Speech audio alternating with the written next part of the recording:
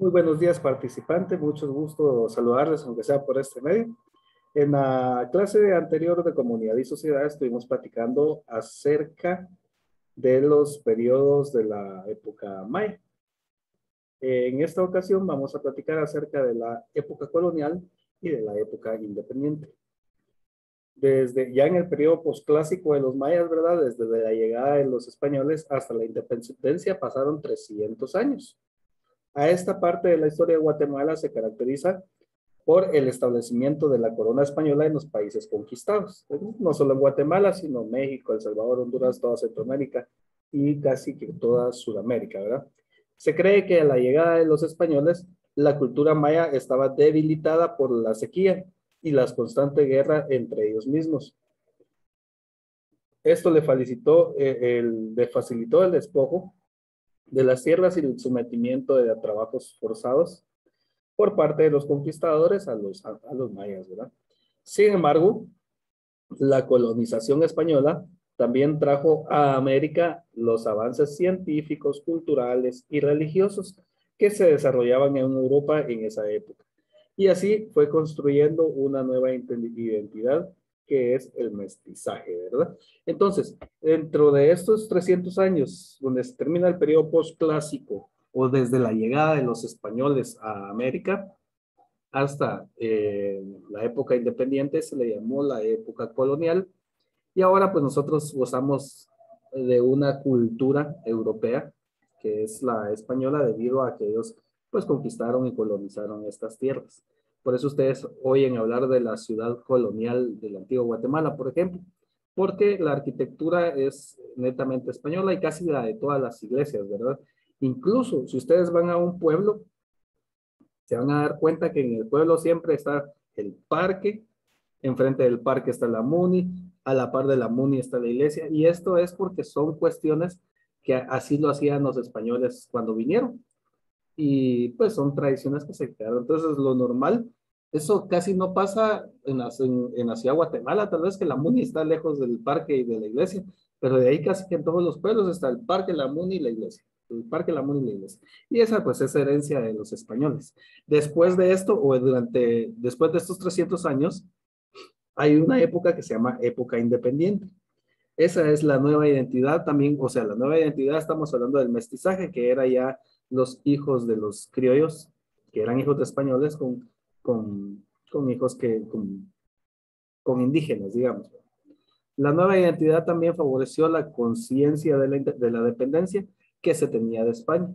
Y como muchos de los recursos del nuevo mundo se iban para Europa y no se recibía a cambio nada o mayor cosa, las colonias se empezaron a hablar de independencia.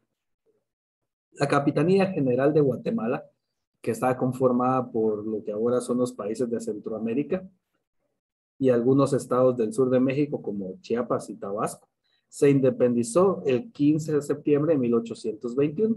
De 1821 hasta el 2021, que es el año en el que estamos ahorita, pasaron 200 años. Por eso es que recientemente se oía hablar mucho del bicentenario, que son 200 años de nuestra independencia. A partir de entonces, el país ha pasado por un proceso de gobiernos dictatoriales, gobiernos militares, una guerra interna que duró 36 años y finalmente, con muchas dificultades, ha entrado en una etapa democrática, en teoría, ¿verdad? Esto como compromiso de la firma de los acuerdos de paz. Actualmente Guatemala es un país social y culturalmente complejo. Es un país pluricultural porque se identifican cuatro grupos culturales: los ladinos, los mayas, los xincas y los garífunas. Los grupos culturales son portadores de tradiciones y una lengua que los identifica. El idioma es un aspecto importante en la cultura de un pueblo. Ahí está. En la cultura de un pueblo, porque a través de él se expresa la forma de ver el mundo, los valores, la organización social, entre otras cosas, a través del idioma, ¿verdad? La Constitución Política de la República de Guatemala, que fue decretada en el año de 1985, en su artículo 143 establece que El idioma oficial de Guatemala es el español. Y las lenguas vernáculas forman parte del patrimonio cultural. Estamos hablando de la nación, estamos hablando de todas las lenguas mayas, ¿verdad?